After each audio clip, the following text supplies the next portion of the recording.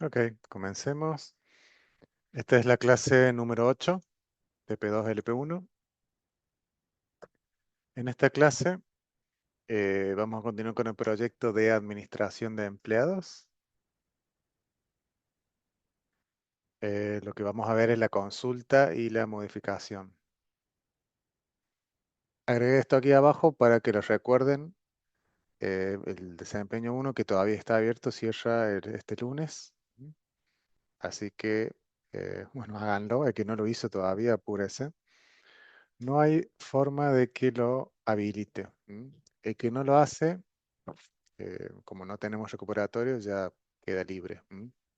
Así que háganlo. Tuvieron 3 semanas, así que no habrá excusas después.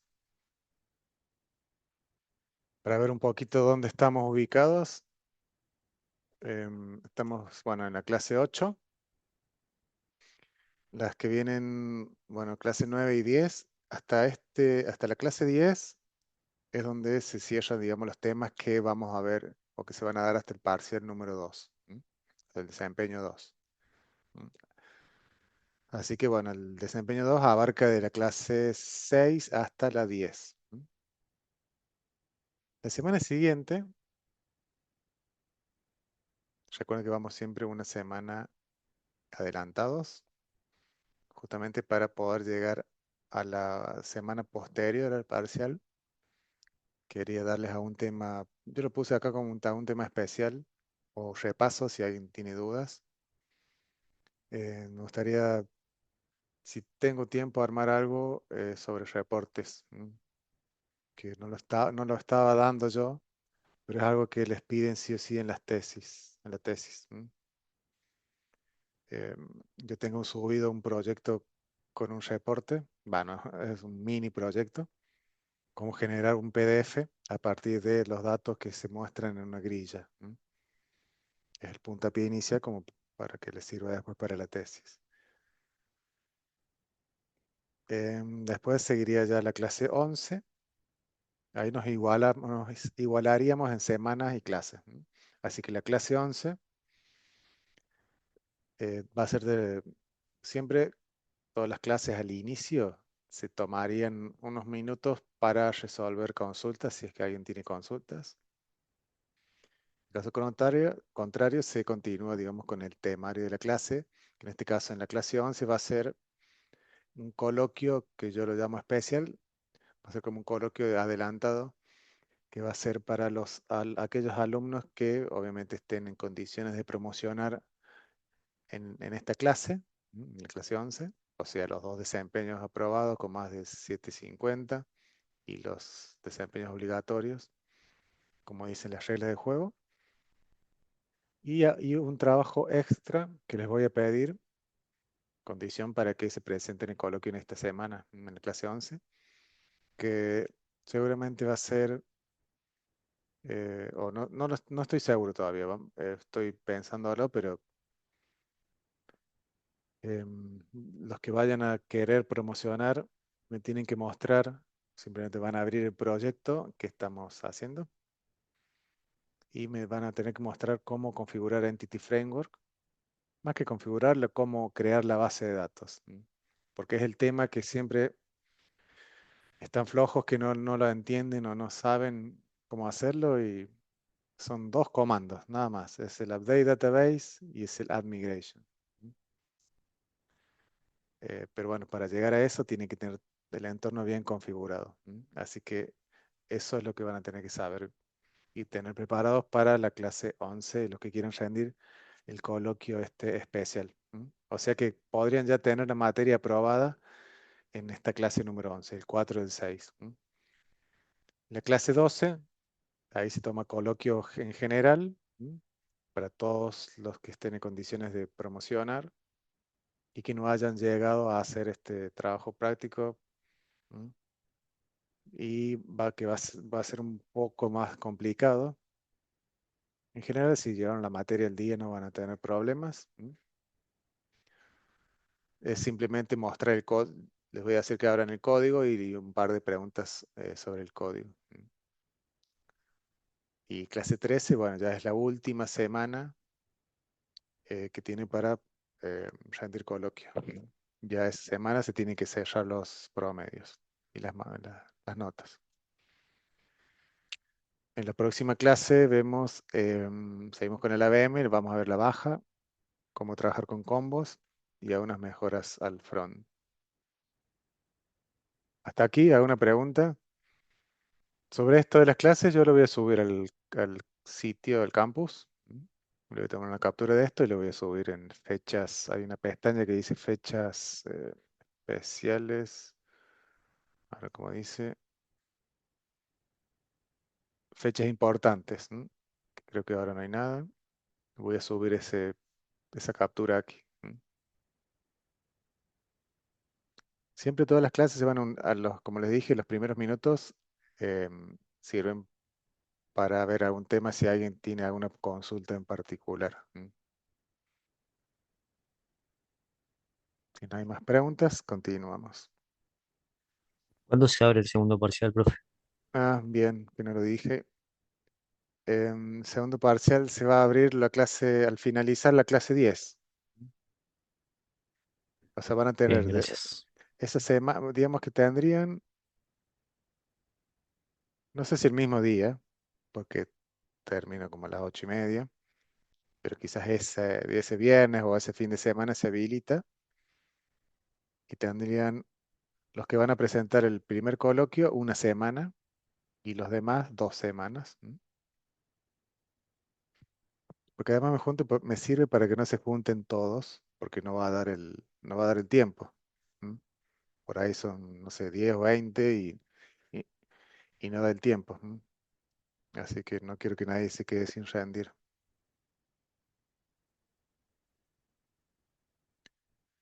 Bueno, venimos hablando de Git. Yo les dije que les iba a preparar algo. Git es un tema bastante, desde simple hasta complicado, depende del uso que le den.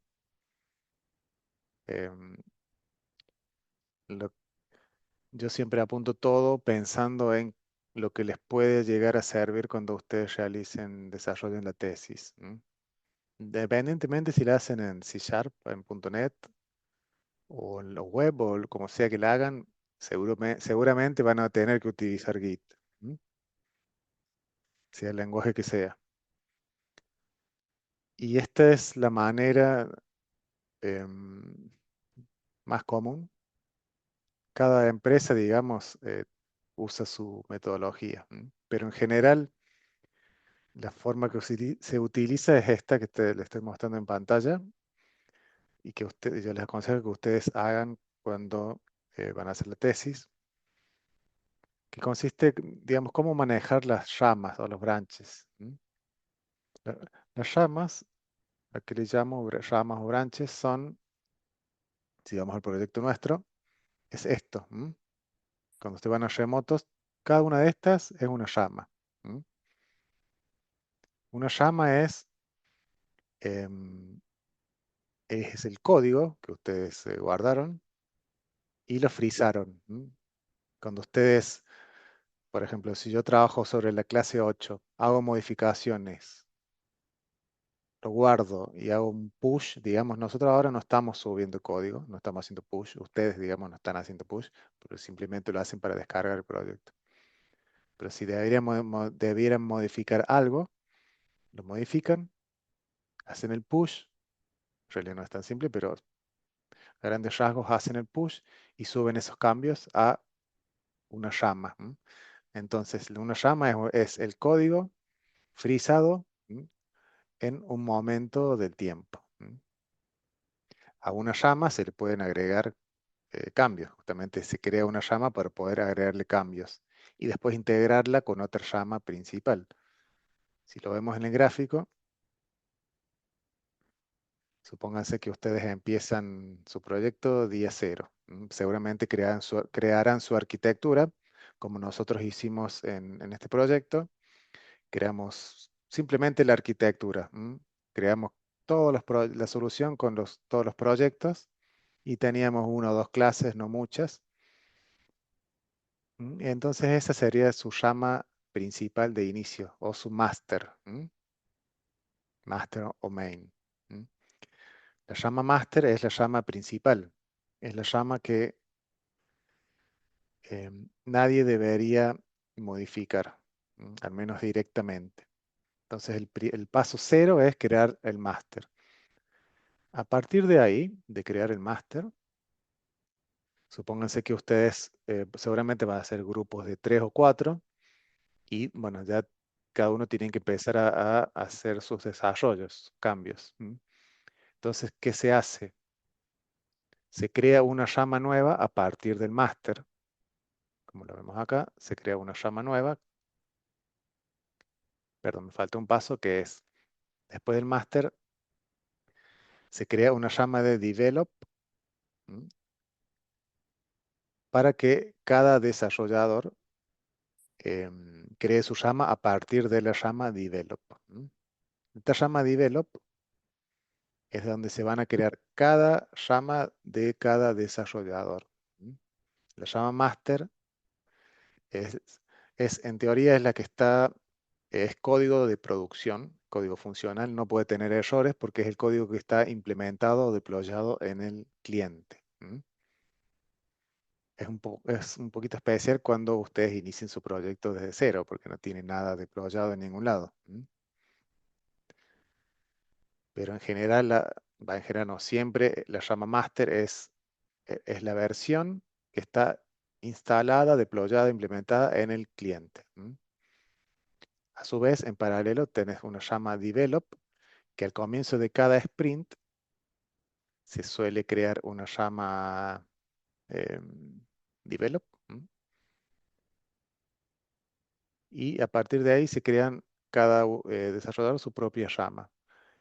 Como cada uno va a ir en distintas instancias, digamos, del tiempo, en distintos días, y van a ir incluyendo todos los cambios en la llama develop. Supónganse que yo soy el desarrollador 1, hago una copia de develop, hago mis cambios y después los incluyo, que se llama merge, ese proceso los mergeo, en Spanglish los mergeo a develop. A su vez, los otros desarrolladores también estaban haciendo esos cambios. Se les ha de llamar llamas de future, o digamos, son características nuevas que se le agregan al sistema.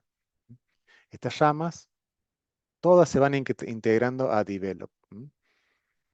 Supónganse, este gráfico queda corto porque faltan algunas cosas. A ver. Esto es muy a grandes rasgos. Quizás ahora está medio en el aire, pero cuando vayan a hacer la tesis van a tener una idea. Supónganse que esta es la versión 1. Entonces se crea una versión de develop de la versión 1. O versión o día 1 le llamemos. Profe, le hago una Sí, consulta, perdón. sí. ¿Esto que estás explicando es aplicable solamente a C Sharp o No, no, esta es para cualquier, para cualquier proyecto de cualquier para lenguaje. cualquier proyecto de nivel? Bien. Sí, sí. Es más, Git no es solamente aplicaciones, para aplicaciones, podés hacer, llevar documentación, por ejemplo. Mm. No sé si se usa demasiado, pero cualquier, cualquier cosa que sea archivo lo podés guardar en Git. Entonces, Sí, de hecho, ¿Mm? Sí, disculpe, de hecho, profe, de diferentes equipos, o sea, pueden tener también diferentes, digamos, estrategias de branching. claro, sí, Ahí pasé un documento, está en inglés, pero si alguno está interesado, está interesante. Hay diferentes estrategias. buenísimo. Sí, sí, esto es muy personalizable, digamos, cada empresa, sí, cada empresa tiene sus formas. Pero bueno, esta es una de las más comunes, tener una llama. Estas son las mínimas llamas. Puedes tener varias más como staging, no sé cuál. En general tenés un master, sí o sí, y otra llama develop, que también sí o sí les recomiendo. Y a partir del develop, entonces dijimos que cada desarrollador crea su llama, ¿m? Hace los cambios, los van todos integrando a la llama develop. Cuando termine la sprint y que ya el testing dio ok y dicen, bueno, estamos listos para llevar los cambios a producción, se integran estos cambios de develop, se llevan al master, que puede ser en este momento del tiempo, donde ya se integraron 4 cambios, digamos. Y lo que va a producción, entonces, es el master, siempre es el master, con los últimos cambios de develop. Y estas ramas se eliminan, no sirven más. Estas integraciones se hacen a través de merge, que se le llama. Em, también, también depende mucho de la empresa, pero cuando alguien quiere hacer un merge, podría ser, por ejemplo, que ese merge se revise, se le haga un review, que lo puede hacer un líder técnico, por ejemplo, para que nadie meta cualquier cosa en la rama develop. Suponete que vos hiciste tus cambios y decís, bueno, esto está listo, lo llevamos a develop y alguien te va a revisar el código, va a ver tus cambios y va a decir, bueno, está bien, tus cambios parece que van a andar y los llevamos a develop. Y después, bueno, se genera una versión que va a QA o a testing, a staging. Ahí es ya donde cada empresa le pone su personalización, si tiene una rama aparte para staging o lo sacan de develop, ahí ya puede variar. Pero bueno, este es un esquema simple que les puede servir para ustedes si trabajan para su tesis. Esto es simplemente como un esquema de cómo podrían llegar a manejar las ramas. Obviamente ustedes van a tener que investigar cómo crear estas ramas y cómo administrarlos. Pero bueno, un pantallazo general es esto. ¿Quién había hablado recién que trabaja con Git seguramente? ¿Cómo es tu nombre? Yo creo, profe. Lorenzo. Lorenzo. Sí. Ok. ¿Y cómo trabajas vos? ¿Algo similar? Sí, a ver, depende del equipo. Yo estoy en front Ujú. y en front usamos la estrategia que usa GitHub, que o sea, tenemos producción. Cuando hacemos la release, o sea, cuando mergeamos a producción, creamos y empezamos el nuevo sprint, creamos una branch que la llamamos staging. Bien. Y después, bueno, cada desarrollador del equipo hace una feature branch. Entonces, después todo, digamos, antes de que se termine el sprint, vamos, digamos, mergeando staging. Staging es la que usa la QA ¿Y para Station de dónde sale? ¿Del master o del el develop? master, exactamente. No Claro, tenemos development nosotros. está bien. Tenemos Está bien. A ver, master o develop main. se llamará. Estos, Exacto, staging. estos son Exacto. nombres. Digamos, Git sí te obliga que el master sea master. ¿No? Pero las Sí, ahora creo demás que le llaman main, me le parece, llaman ¿no? main, sí, sí. Te sugieren que sea main. Tampoco es que te obligan, pero sí te sugieren que se llame main. Fue por un término racista, una cosa así, me acuerdo. Sí, sí, Pero el equipo, por ejemplo, de backend de API trabaja con master, con staging, con develop y después con feature branches. Y los otros equipos trabajan, los de backend, que o sea, es más, con Python no trabajan con branch, sino con tags, los tags de GitHub, pero nunca he trabajado con esos. bien. Y los tags, claro, los tags, lo que tiene de bueno, eso de los tags es así. Em, Como yo le decía, estos nombres pueden variar. En vez de develop, Lorenzo usa staging y en vez de, bueno, master, en realidad master no se usa más, está desactualizado, se llama main. Bueno, igual. Eh, pero lo Sí, de lo que pasa es que tags, cuando vos estás trabajando, estás creando algo, algún proyecto en tu editor de código, te marca la rama master y para poder subirlo a Git tenés que cambiarte de rama a la main. claro, ujú, En realidad pusheas, digamos, tu branch, tu feature branch, y cuando pusheaste a GitHub, de ahí te haces una pull request o a develop o a staging o a main. Ahí se hace la revisión y si es aprobada te la mergean claro. La regla de oro acá es que nadie podría hacer un push directamente al master, ¿no? Eso es prohibido totalmente, yo creo, en cualquier lado. Sino que todos los cambios se deben llevar a través de merge, porque si no también se pierde un rastreo. Pero la idea es eso, trabajar siempre Cada vez que vos tenés que hacer algún cambio, te creas una llama nueva a partir de Develop, Staging. Haces estos cambios, los integras después de nuevo a Develop y ahí se genera una versión para que la prueben los testers, ¿no? Ya sea de Develop o Staging. Esa versión que se genera, hay dos maneras o varias, pero lo que se puede hacer es simplemente se compila el código y se implementa, o se crea una tag, que para mí es la mejor opción. Crear una tag es también frizar la versión en ese momento y vos decís, bueno, esta es la versión, no sé, versión 1.0.1. Esa versión fue a testing. Hubo un error, entonces te descargas esa branch, corregís, mergeas de nuevo tus cambios y se genera un nuevo tag con la versión 1.0.2. Y así va cambiando. Entonces, digamos, se lleva un mejor rastreo o mapeo de cada versionado. Porque si vos simplemente compilaste y llevaste los cambios, un poquito más complicado para el tester, ubicarse en dónde dieron los errores, porque incluso si vos estás avanzado en el tiempo y lo que suele pasar, se generaron dos o tres versiones en testing y se encuentra un error de- y te lo reportan, mira, esto anda mal. Y vos le decís, ah, pero ¿cómo si en la versión anterior andaba bien? Y ahí empieza la pelea entre el tester y el desarrollador. Entonces, si vos generas tags, lo que podés hacer es, bueno, me descargo el tag anterior, pruebo mis cambios y ahí te vas a dar cuenta si andaba o no en la versión anterior. Pero, profe, un tag es una branch también, pero le llaman tag con... Es una branch especial, digamos. Es una branch donde no podés hacer push. No podés, digamos, es solamente para, para deployar. Ah, mira. Es un branch que está frisado. Podés hacer un push, pero te da varios warnings antes y justamente se hace para que no hagas un push. Sería de solo lectura.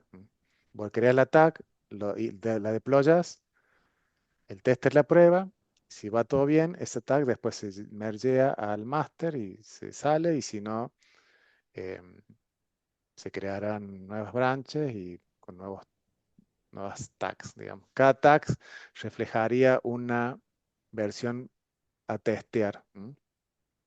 Incluso del master, también cuando deployas al cliente, en vez de compilar y llevar simplemente los archivos, lo que haces es crear una tag, frizas esa versión en particular y la deployas. Entonces tenés bien el versionado y después lo podés identificar bien. Si bien todo Exacto. es rastreable para atrás, porque si vos cada vez que haces un push, vos podés ver los cambios y podés volver atrás y cancelar push que has hecho anteriormente, y hay formas de ir volviendo versiones para atrás, pero bueno, con los tags te simplifica mucho el trabajo. Pero bueno, no vamos a entrar demasiado en detalle en esto, es simplemente un pantallazo para que el día que hagan su tesis vuelvan a esta clase y más o menos se orienten y buscan algún videíto y pueden aplicarlo. Pero sí, Mira, es profe, altamente sugerible de que lo usen, ¿no? Y lo usen bien. No es que hagan una sola llama, un main, y empiezan todos a subir al main, porque cuando alguien rompa algo es muy difícil volver atrás. Mínimo un máster, yo le diría mínimo así un máster y de última sacan los futures de ahí, para simplificarlo. ¿M? El máster lo usaríamos solamente para subir todo, Sí, para, digamos, para desplegar. claro. Ujú. Vos tenés que ser consciente que el máster debe ser siempre código andando, funcional y que en teoría tendría que estar desplegado, deployado en el cliente. O sea, nada de decir, bueno, subo algo al máster y va a testing. No, porque seguramente va a haber algún error. Claro, Por eso es claro, que se tenemos hace que una hacerlo versión acá. pensándolo de que ya está en funcionamiento. Claro. Así ya lo aplicamos en un principio. Sí, en su caso, bueno, en la tesis no van a tener un cliente, pero sí tienen que tener versiones estables. Claro. Y Lo que está deployado, lo que está claro, funcionando ya en un sí, servidor. claro. Todo lo otro Y en tan la local. tesis van a trabajar también con sprints y toda la historia esa. Y si no son organizados, van a empezar todo bien, pero va a llegar un momento en que va a ser una bola de nieve. Van a terminar todos peleados, va a salir todo mal. Así que tienen que ser ordenados desde el principio. Bueno, vamos un poco entonces al código. ¿Dudas o preguntas hasta ahora? Bueno, No, profe. No, ninguna.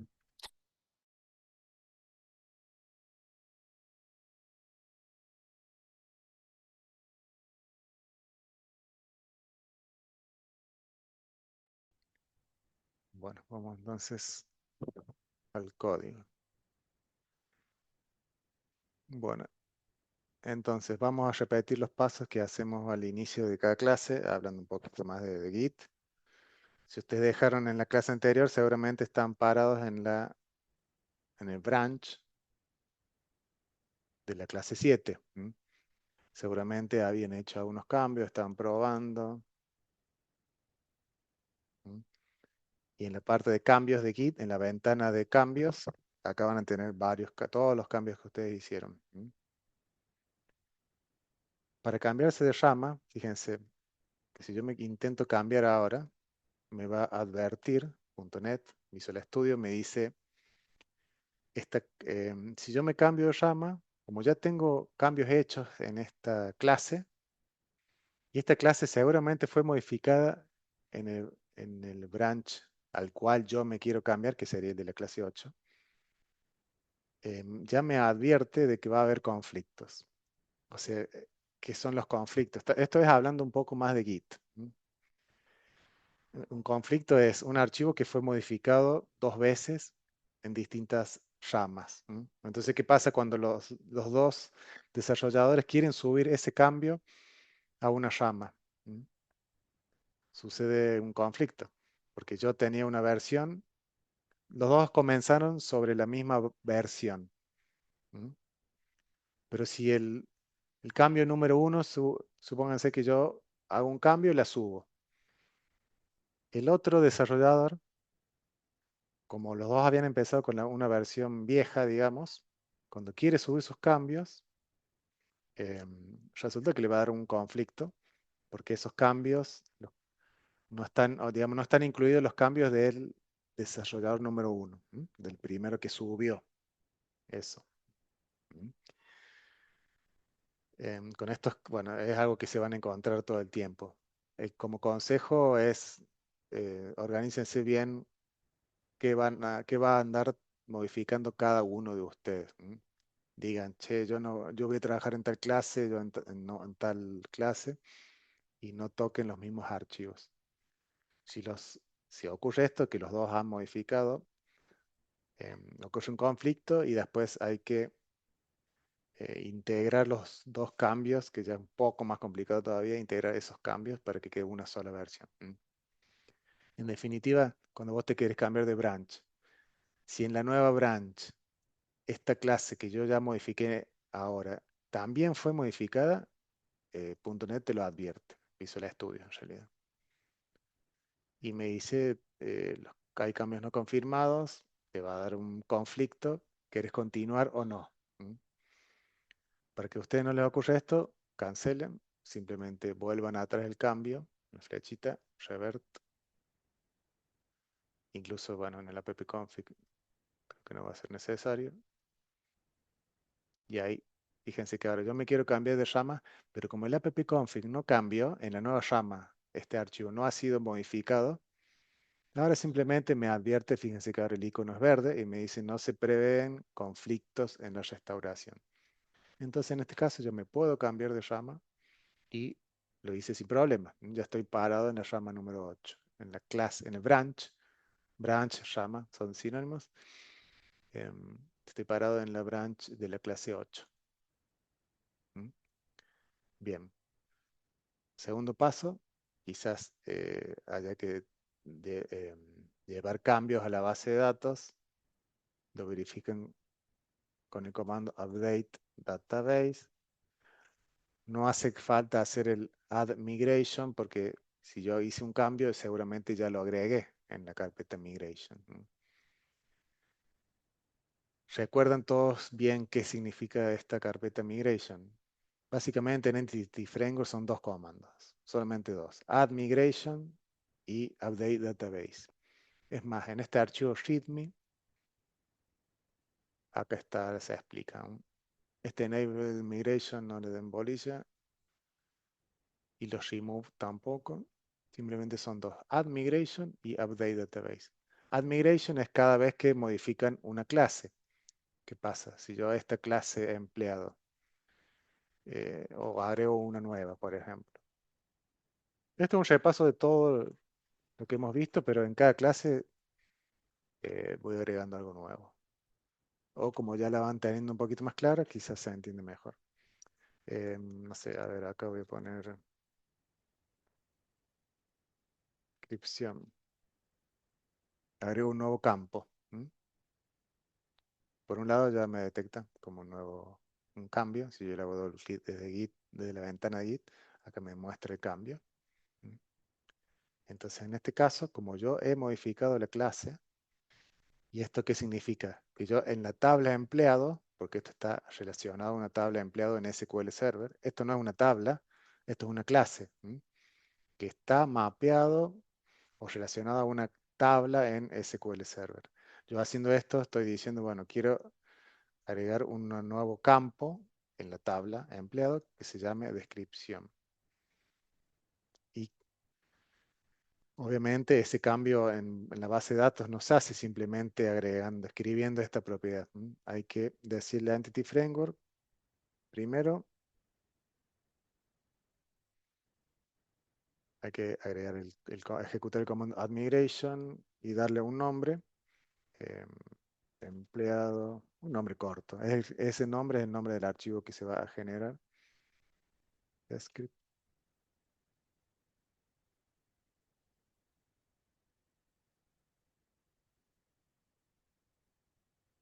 compila y ahí está, fue todo bien.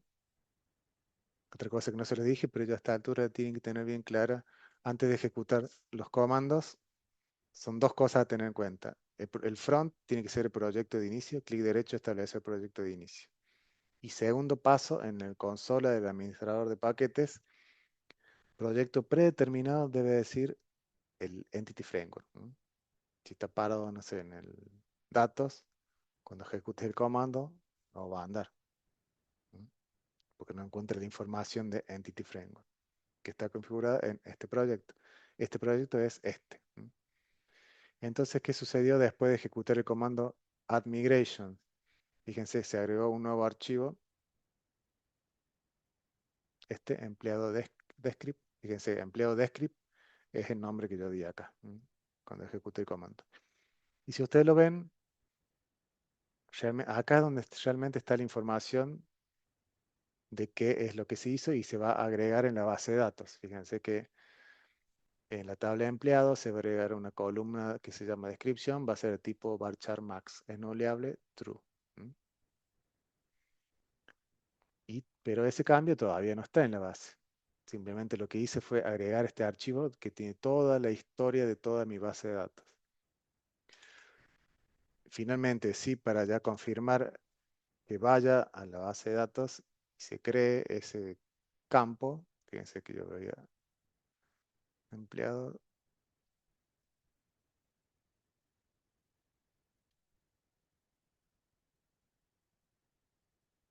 fíjense que no está todavía el campo, yo ejecute update database.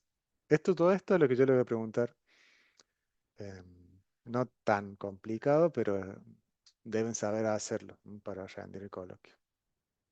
Update database, ejecutan, y ahí realmente ya, si yo ejecuto esto de nuevo, ¿no? ¿Qué pasó? Ah, estoy apuntando a otra base.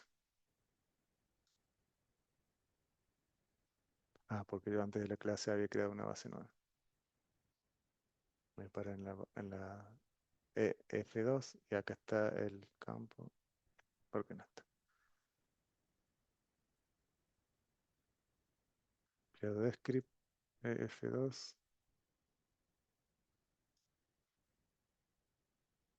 Debería estar ahí. Y no tampoco me dio error.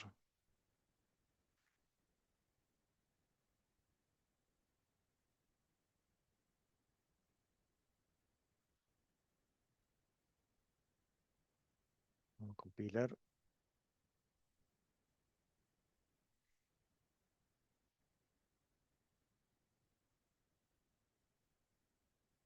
Si no hay errores porque los cambios fueron. Pero ¿a dónde fueron? Raro. Tiene dos bases de datos. Sí.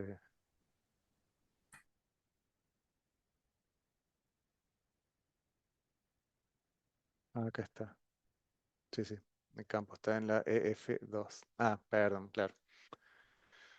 Yo acá me cambié de base, fíjense. Estas cosas de SQL. En esta sesión, digamos, yo cambié de base acá. Lo que pasa es que acá, fíjense que yo estoy especificando el nombre de la base de datos. Esto debería ser acá. Select asterisk from empleado. Está pasando. Ahí está descripción null. Está mandando la consulta a otra base. Pero bueno, el campo se agregó. El campo se agregó cuando yo le hice el update database. Entonces es eso, es dos comandos. Add migration cada vez que modifican una entidad. ¿Mm? Ese comando add migration le va a agregar un archivo acá. Y después update database.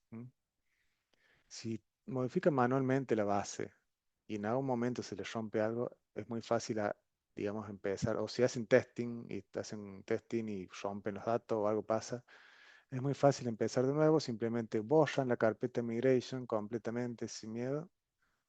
Aparte van a tener en Git todo y cualquier cosa lo vuelven atrás. Pero es fácil empezar de nuevo. Van a la base de datos y crean una nueva. Con primero el add migration inicial. Ahora voy a tener un solo migration. Es este inicial con todas las clases, entidades. Este siempre agarra la última versión. Fíjense que ahora tengo un solo archivo. Y después update database. Add migration, update database. Con eso es suficiente. Ahora sí voy a tener la empleado F3. Vamos a poner acá. Sin datos porque recuerden que yo tenía, los datos los estaba insertando manualmente. Es más, la técnica para insertar los datos manualmente también está muy buena eh, cuando trabajen con la tesis, porque van a tener que estar reseteando, digamos, la base todo el tiempo. Bueno, volvamos todo como estaba, limpiemos todo, así podemos ver los contenidos de la clase esta. Lo que voy a hacer es volver todo atrás, clic derecho, deshacer cambios. Estos son archivos nuevos, así que los voy a eliminar.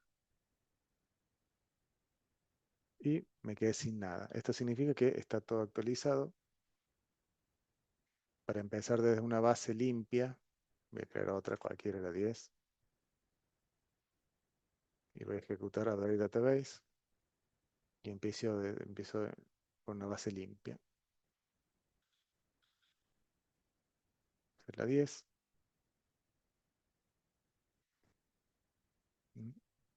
Así está con datos. Ya en la clase 6 o 7 expliqué cómo llega a tener datos esa tabla. Es con este script. En Migration hay un script, es un archivo más de Migration, empleado agregar. Fíjense que acá yo hago los inserts. Entonces ustedes podrían poner un archivo de estos con 100, 200 empleados para tener datos iniciales. Entonces cada vez que quieren una base van a tener esto ya. Es más, esto lo tiras al chat GPT y le decís quiero esta tabla y genera, no sé, 100 empleados distintos y te das todas las órdenes, te genera todos los inserts y es muy fácil. Pero bueno, básicamente es eso.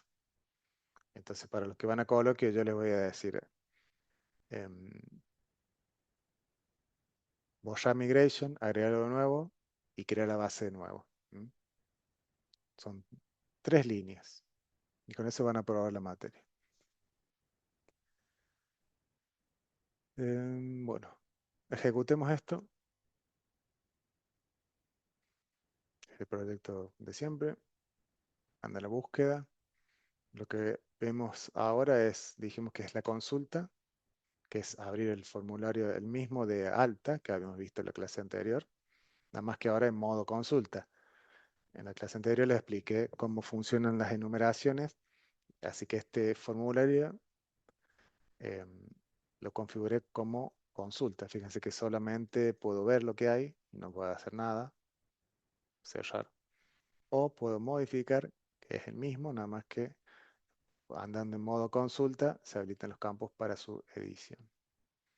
El combo lo vemos en la clase que viene, por ahora está en blanco. Se guardan los datos y se actualiza la grilla. Son un poco repetitivos todos estos pasos.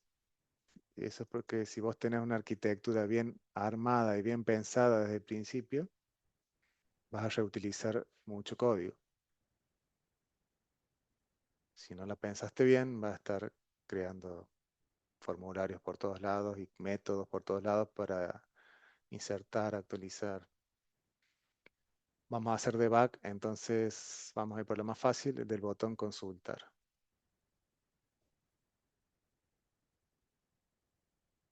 Ejecuto, me paro, consulto.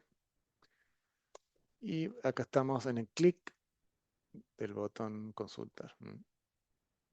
Verifico que, bueno, que sea el binding source, eso yo no lo he dado en las clases online, en vivo, pero sí están dentro de los videos, donde hablo de la parte de las grillas. Importantísimo eso de las grillas. Las grillas trabajan con los binding source. Binding source es un objeto donde yo le asigno una lista de empleados, y como ese objeto está relacionado a la grilla, se actualiza la grilla. Esto está explicado en el video. Entonces, en esta línea lo que hago es ver básicamente que sea un objeto válido.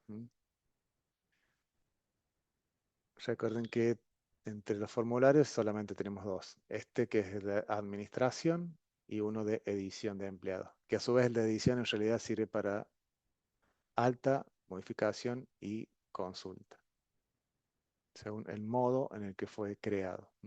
Para eso tenemos esta enumeración que les contaba. Enumeración, consulta, alta, modificación. Eh, Volviendo al consultar.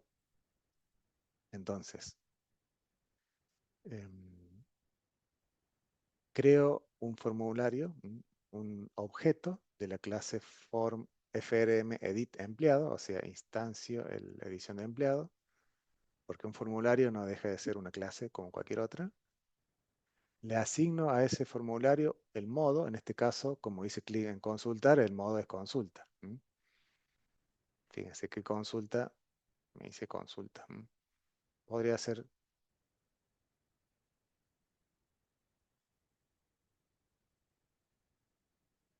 este consulta está asociado al número 2. Por ejemplo, podría asignarle, acá yo podría hacer esto. No, digamos, no va a andar en acá, tendría que asignarle a una entero.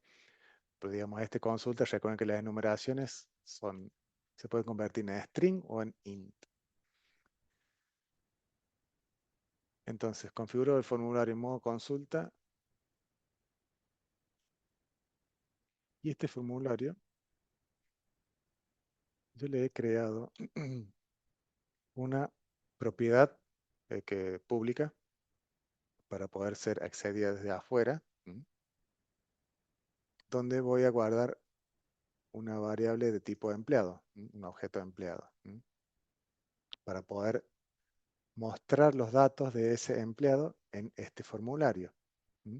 Entonces, este formulario de edición tiene una propiedad que es pública, que es el empleado seleccionado. ¿Mm? Ese empleado no lo voy a cargar acá, se supone que ya viene cargado de antes. ¿Mm? La responsabilidad de este formulario es simplemente recibir un empleado y mostrarlo. Entonces, para eso está esta propiedad, empleado, y fíjense que,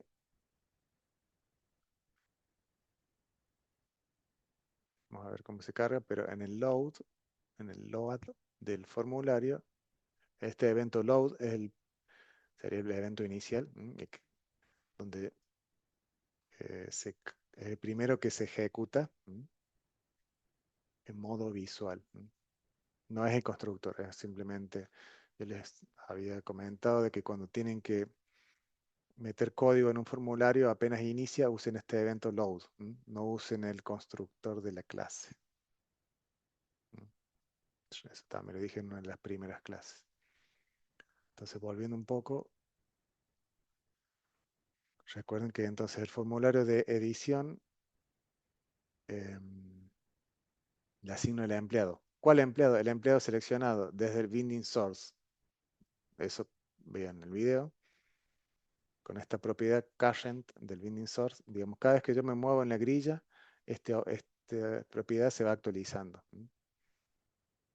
Entonces, en definitiva, de esta manera yo obtengo el empleado seleccionado en la grilla y lo guardo o se lo asigno al formulario de edición y simplemente después con el show dialog lo muestro en el formulario. ¿Mm? Entonces, este formulario de atrás, vos te fuiste moviendo. Cuando vas a consultar, obtenés el empleado seleccionado en la grilla, el empleado completo. No es que recorro la grilla. Fíjense que yo acá no estoy recorriendo la grilla. Muchos hacen eso, recorrer la grilla y por cada fila van y buscan el valor de cada columna. No, esta es la mejor forma, en mi opinión.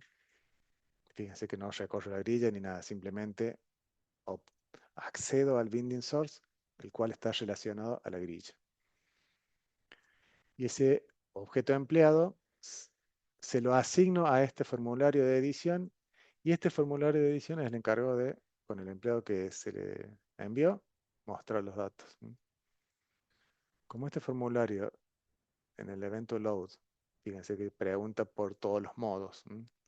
Si es modo consulta, cargo los datos y bueno, esta es una forma, lo que hago en realidad es deshabilitar los controles. Yo acá podría haber hecho eh, textbox DNI, enable falso, nombre.enable falso, dirección enable falso.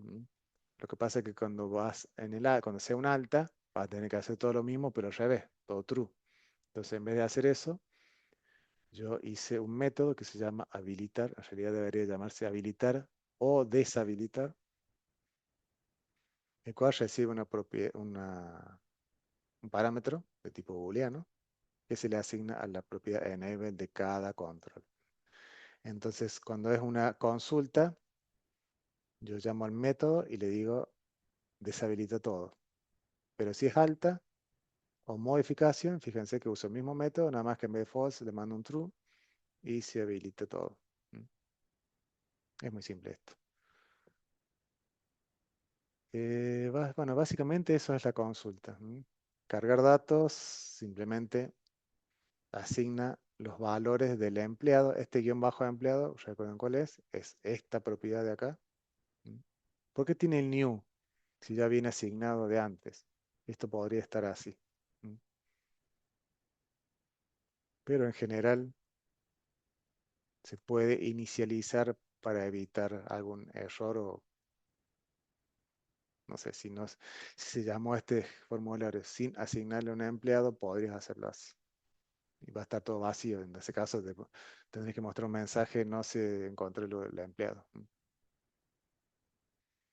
Pero bueno, este cargar datos lo que hace es, obviamente este código después véanlo ustedes con paciencia.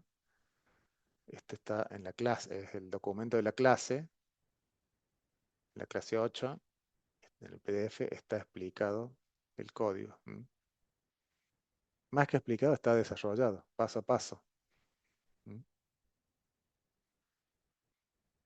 Yo trato de no cambiar demasiado el código, porque si cambio el código tengo que venir a editar todo esto.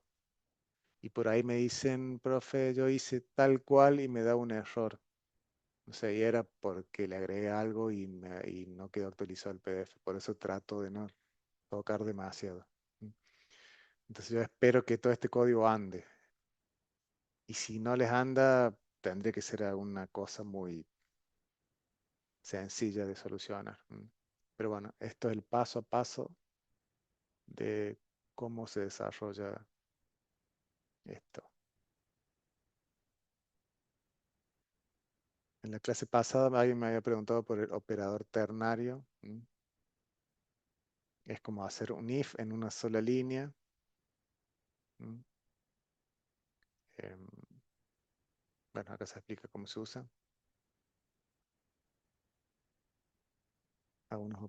Trabajar con null es todo un tema, trabajar con el null. ¿m? Em,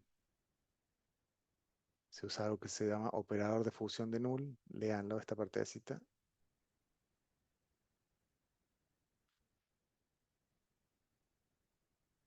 Bueno, está todo explicado en el PDF. Ahora lo que vamos a ver es la modificación. Fíjense que, bueno, falta la parte de base de datos, que esa en realidad, perdón, como acá es una consulta, claro, no voy a base de datos porque en realidad los datos los tomo de la memoria, de la grilla. Por eso es que no fui a base de datos. Ahora vamos a hacer la modificación y ahí sí, vamos a ir a la base para hacer un update. Cerramos esto. Supónganse que llamo a Messi, modificar.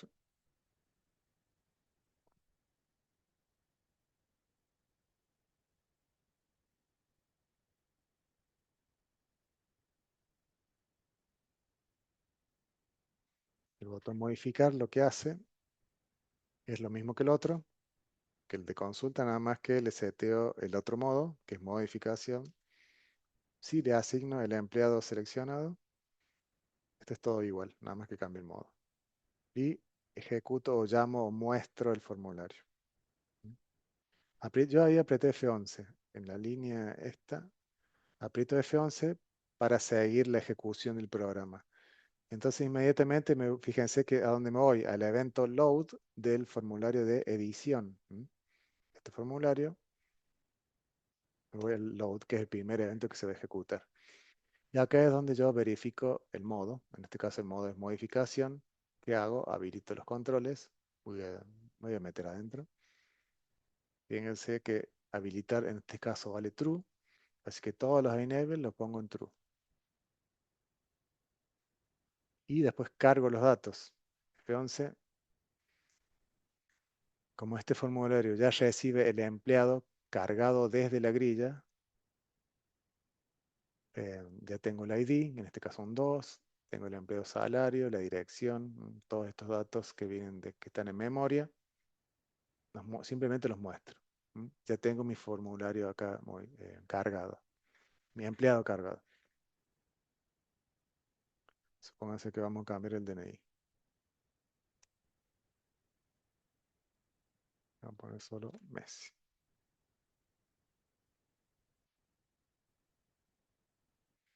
Y aprieto aceptar. Quiero entrar bien a debaguear eso. Todavía me voy a ir al método guardar. Aceptar. Llamo a un método guardar. F11. Todo esto dentro de un try catch. Entonces, ¿en qué consiste la modificación?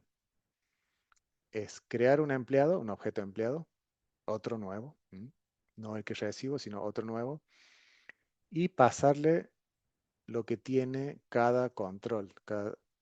No lo puedo abrir ahora porque está en diseño, pero todo lo que yo modifiqué recién, que está en cada text box, lo asigno a este empleado. Fíjense qué dirección, dice Rosario, El DNI es el 111. Todos los datos que yo he modificado. El nombre dice Messi solo.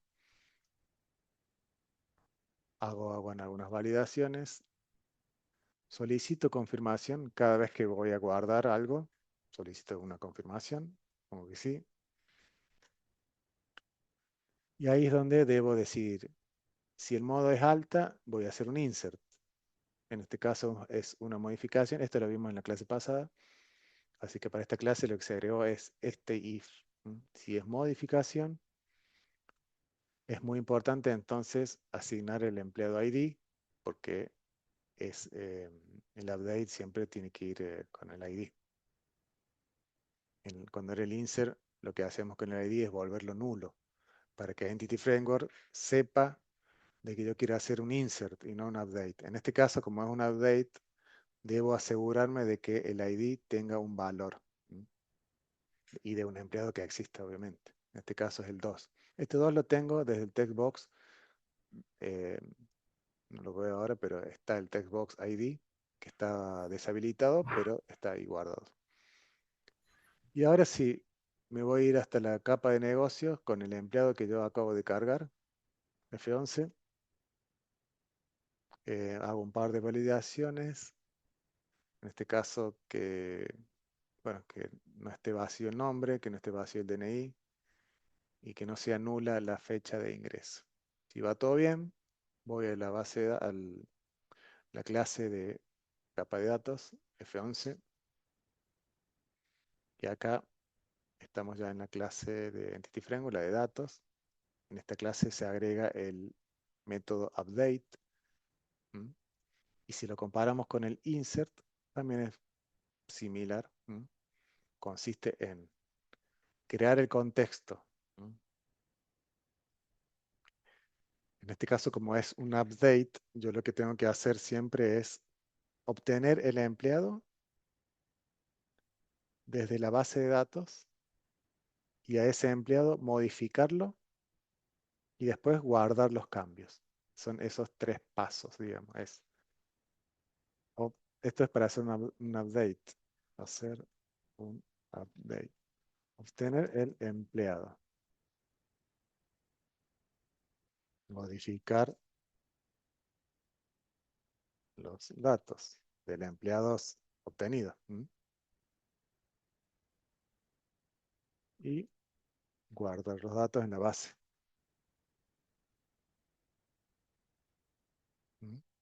Son tres pasos. En el insert simplemente era al empleado que me viene por memoria, digamos que está cargado ya, simplemente lo agrego y nada más. En este caso yo lo obtengo, ¿por qué? Porque este empleado que yo obtengo acá ya tiene una referencia, ya está referenciado por Entity Framework que viene desde la base de datos. Entonces no es lo mismo este empleado que este que viene por parámetro acá. Entonces, a este empleado que se llama empleado BD, base de datos, fíjense que le asigno en su propia dirección la dirección del empleado que viene por parámetro. Este simplemente es un parámetro. Este es el empleado que hace digamos, sería una referencia al registro en la base de datos. No sé si se entiende esta parte, es muy importante. Entonces, a ese objeto de empleado referenciado, yo le voy a asignar los valores que me vienen por parámetro. Uno a uno, simplemente. Dirección, DNI, salario, fecha de ingreso. Y por último, si se olvidan esto, no se guardan los datos. Así que Save Changes y se guarda en la base de datos. Yo ya podría ir en la base y ya se modificaron los datos. El depto va en null porque todavía no lo estamos ingresando. Retorno true porque fue todo bien. Esto le falta algo muy importante, que como estoy trabajando con base de datos, debería poner un try catch. Esto está mal. Anda, pero un try catch es fundamental acá. Retorno true y empiezo a volver de las capas. Fíjense que ya estoy en el front y muestro el empleado se actualizó correctamente. Si hubiera habido algún error acá, va a venir por el catch. Y entonces este mensaje nunca se va a mostrar. Se va a mostrar error y mostrar el dato del error. Close. Este close, ¿qué hace? Yo acá podría poner this.close. El this, ¿a qué hace referencia? Al objeto actual, digamos, al que estás parado, por decirlo de alguna manera. Yo estoy parado ahora en el objeto formulario de edición de empleado, o sea que este close afecta es un método del formulario de edición de empleado, o sea, simplemente cierro el formulario. Entonces muestro este mensaje y cierro el formulario. Limpio los controles y se actualizó el cambio. Lo vamos a ver sin debug. Entramos acá, modificar. Acá vamos a poner un número. Aceptar. Confirma, sí. Me dice se actualizaron los datos, aceptar y se cierra y se actualiza la grilla.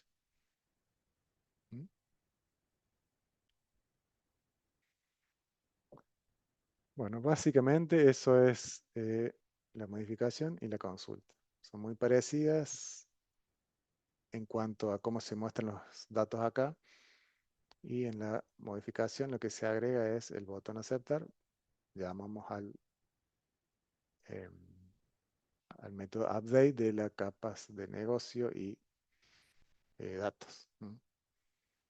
Esta es la parte importante. Recuerden, crear el contexto, obtener el empleado. No sé si este método lo habíamos visto. Este método se usa mucho,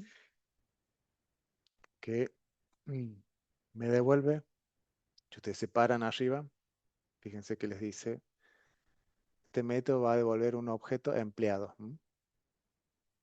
A diferencia de, por ejemplo, nosotros acá hacemos un where y lo asignamos a una lista. Este where, si se paran, dice y queryable, queryable. Este significa que me devuelve una lista de empleados. Fíjense, con equerable es una lista de empleados. El first or default me devuelve un empleado. Acá, un empleado. O sea que devuelve un solo objeto. ¿Y cuál es el objeto que me va a devolver? Por eso se llama first or default. Me va a devolver el primer elemento. Esta es una instrucción de lambda. El primer elemento que coincida con esta condición, que cumpla esta condición. O sea que el ID sea igual a la ID que viene por parámetro. Se supone que en la base de datos va a haber un solo empleado con un ID. Los ID no se repiten. Entonces voy a obtener el primero. ¿Qué pasa si yo acá le mando un número que no existe? Me va a volver acá un null. Por eso es que esta línea. Si el empleado es null, significa que no lo encontró. El empleado que yo quería actualizar por algún error, seguramente. Em, Y si, bueno, si se lo encontró, ahí sí se lo modifica y se guardan los datos. Le voy a hacer un debug acá para ver esa parte. Modificar, aceptar. Estamos acá en el update de la capa de datos. Fíjense que empleado es null. Otra cosa más. Acá dice var, no dice empleado. Acá yo podría poner empleado. Ya le voy a explicar eso. Entonces empleado es null, lo vamos a ver acá en debug, inspección. Voy a arrastrar acá. Empleado, fíjense que vale null. Entonces hago contexto.empleado.first or default y la condición. Fíjense que ahora empleado no vale más null. Ahora empleado tiene todos los datos que vino de la base de datos. Modifico, fíjense cómo se van modificando los datos. Bueno, en este caso solamente la dirección. Y acá guardo. Pero bueno, eso es básicamente el update. Es bastante simple trabajar con, con Entity Framework. Y es fácil y muy útil. Y acá les había dicho que ahora se usa mucho esto. Ahora, hace varios años ya. Lo que pasa es que yo me acostumbré a que cada variable tenga su tipo de dato explícito. Pero si no quieres ponerte a pensar qué tipo de dato devuelve, pones var y listo. No significa que este va a ser de cualquier tipo. Esta variable acá va a ser de tipo de empleado. No va a tener otro tipo. ¿Mm? Se usa mucho. A mí no me agrada demasiado, pero si ustedes buscan en internet, seguramente porque si están acostumbrados a otros lenguajes, sí. Pero no sé, a mí no me gusta demasiado poner var en todos lados. ¿Mm? Porque acá como que te perdes, ya no sabes qué tipo de dato es. En cambio, si lo buscas acá y dice empleado, ahí sí vas a saber. Pero sepan que el var es cualquier tipo de variable. Puede asignar un datetime, un time, un entero, una string. No significa que después esto pueda hacer, no tendría sentido eso. Porque acá, fíjense que ya me dice, no se puede convertir int en empleado. O sea, esta variable, una vez que se le asigna el valor, ya se le asigna el tipo. No lo puedo cambiar después. ¿Mm? ¿Por qué se hace? No sé, para ahorrar, no sé, bien. Por ahí cuando haces consultas muy complicadas, o con esto se usa mucho con lambda, donde este where te va a devolver una lista de empleados y no quieres declarar todo eso, o pones var solo y es más rápido. ¿Mm? Pero bueno, es para que sepan que existe esto. ¿A una consulta?